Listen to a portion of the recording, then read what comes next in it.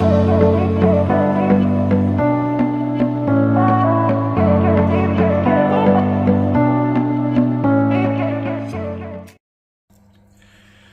guys, welcome back to the channel.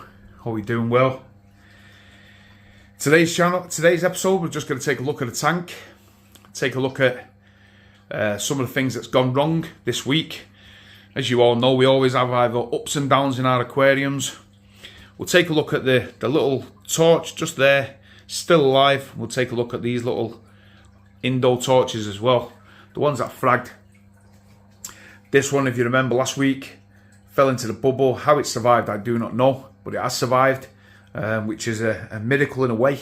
But yeah, just goes to show how hardy corals can be. Heading on straight onto the negatives this week.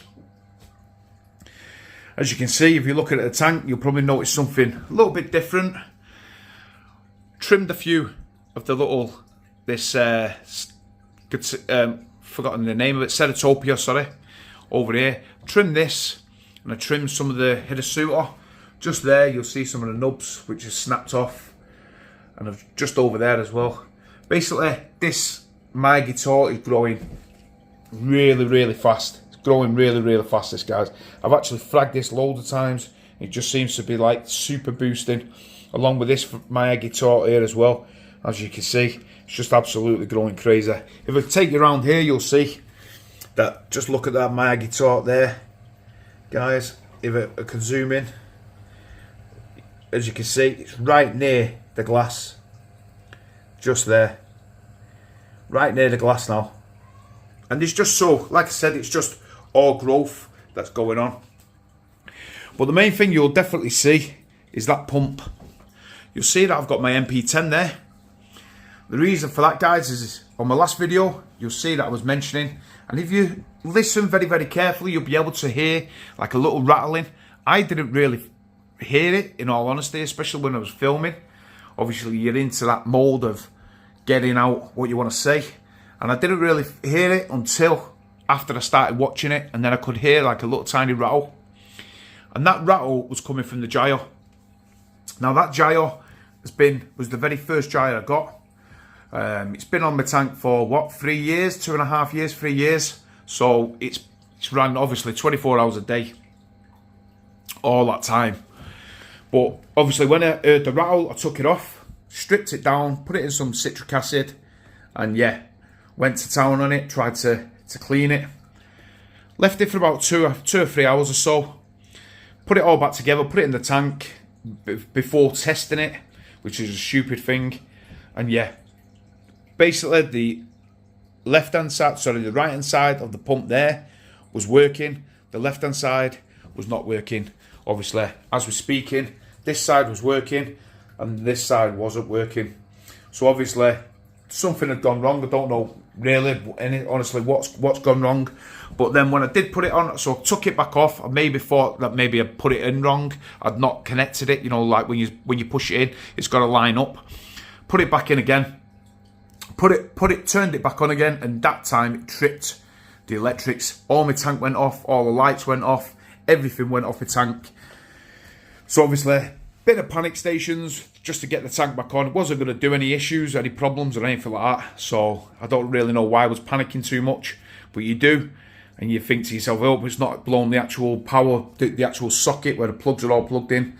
Anyway, switched it back, re-tripped the socket. The fuse box, and yeah, the lights came back on once I turned the gyre off. So rather than risking it, I just thought to myself, there's no point in putting that back on. There's obviously an issue, it's broke, so we'll have to get rid of it. So as I was thinking about myself, I thought to myself, well, what am I going to go with? Am I going to go with a new gyre, or should I go with a Vortech? Now, two things made my mind up. As you all know, I love the gyres. I think they're fantastic. They've got a good spread all the way across, mainly because of the size as well. You've got two motors, one where you can point one up, you can point one down, you can point both up, you can do whatever you want. There's also modes that you can attack, that you can go on them. So you can, you know, you have like the modes like the reef crest and stuff like that. Those sort of molds where you can simulate different wave patterns in your tank throughout the day. You can have 1 or you can have 4. It's entirely down to you. But yeah, that's the one thing I really do like them. The negatives about them is the actual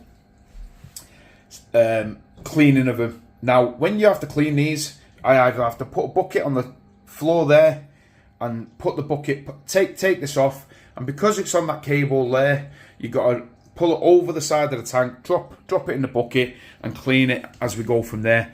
But obviously, having a pet, a dog, which is my just goes to well, he's just so nosy, he just goes to everything, and I didn't want to risk leaving the water there with the citric acid in, just in case he decided that he was thirsty and he decided to take a drink of it. So that's an issue where you've got to keep the bucket there. Granted, I could have took the pumps out, the actual propellers and stuff, and put them in, and then put the bucket, say in the kitchen on the side or something like that, and then done the motor itself separately. But it's just a big faff in a sense, because you've got to do that. Whereas the Vortech, simple as you take the wet side off, you leave the dry side on the outside, and that's it. You just replace it. So you're talking a 2-second job there. You're talking 10-15 minutes of cleaning there. So those were the 2 big issues that were in my mind, and I was a bit confused about it. So what I thought to myself was, right, which is going to be easy for me? And as you all know, I'm not how could I put it? I'm not lazy, but I just don't. All I want to do is I want to enjoy my tank. I don't want to, if I as much least maintenance as I can possibly do on the tank, just enjoy it, clean the tank like the glass, feed the fish, and enjoy watching it. That's all I love to do with my tank, you know what I mean? So, with that in mind, I decided to go for a new Vortech. And that was my choice. I went with the Vortech. Now, this Vortech here, I had on my 170. Now, granted, the 170 is a lot smaller than this. This is double the volume, water volume. And the 170 and the MP10, which is what this one is more than enough for a 170. Hence the reason when I bought this 350, I had that pump. I had this pump on. I bought a couple of cheaper ones, and then eventually I bought the gyro, which broke, and then I bought this one here as an add-on. So obviously, with this one breaking, this gyro breaking here, I had to put this one on this side, the MP10, turned it up to about 60-70%. So, and I've put it on different modes via the Mobius app, which is, once again, since they've done the update, has been absolutely fantastic. Not just only on the Vortech MP10s, but also on the Radions as well. Just been absolutely incredible, and like I said, for the Versa as well. So whatever they've done, 10 out of 10 for that, because I've had no problems whatsoever. So what I went with, guys, is what I'm going to do is I'm going to move this back over here. The reason I had it here was because this one was blasting all the way along the back there. Now, all the way along the back, believe it or not, where this rockscape is, there's about an inch and a half gap at the back there. Sometimes when I do blast it 100% and it goes right at the back of the aquarium, you do see a load of muck coming up all this section here. Then it comes around the tank, and it's all detritus, it's all waste. I'm assuming it's all, you know, fish poop, all the usual, maybe uneaten food, stuff like that that's being blasted around there. There is molds that you can put on the Mobius app, like nutrient mold and stuff like that, which basically gives a big whoosh of like flow, and it basically, like, obviously takes up any uneaten food, like I said, or whatever. Sometimes I just turn it up, like I said, 100%, just for a minute or so, 30 seconds or so, and yeah, it does its job. Excuse me, I lost my voice there. So what I'm going to do is I'm going to put this one back here, and I'm going to leave that there. And I went with a new Vortech. And the one I went with, guys, was the MP40. Now, I went with this MP40 primarily because this is the perfect size for my tank. Obviously, like I said to you before, the one that I bought, the MP10, which I bought, was just from a 170. This one, as you know, is, I think it's about 10 times more powerful than the MP10. Just by looking at this motor compared to my other one, it's just crazy. It's absolutely massive compared to that one. But what I will be doing is I will be putting these tags on him. These tags for sure. I will be sticking them on that side of that tank because we don't want it dropping off. I'm not going to show you exactly what's in the box, guys, because you all know. But this is obviously the Mobius one, as they all are now. This was made, which is fantastic. Which I love about these ones is it actually tells you when it was made, when it was manufactured. So this was the 23rd of the 22nd. So 11 months, but it's perfect. So you know it's new. It's bang on, and I can't wait to set this up. We can take this out here. Just there. Look at the size of that head compared to the one I'm used to. Crazy, guys. Absolutely massive compared. You can just see what it's going to look like on the side of the tank. But I just cannot wait to get this up and running and get it on the tank and see the flow in action, which is going to be fantastic. Like I said, we don't really need to do the usual books and stuff. We'll just pluck them and file them to a side. But as you see, you usually get all the stuff. Tiniest little power brick, which is perfect. I'm going to think about getting some of those ties that you can get, you know, the Ecotech straps. I am going to be doing my cable management in this tank. This year, that is going to be my New Year's resolution, is I'm going to do some cable management. I'm going to probably maybe have to turn everything off, strip it all down, and at some point, I don't know when, but I'm going to do all of this cabling because it's just driving me absolutely insane now. So yeah, that's the plan. That's what we're going to do. But what we'll do is probably stick this driver in here somewhere. Probably stick it there, in all honesty. That up there, it probably won't fit.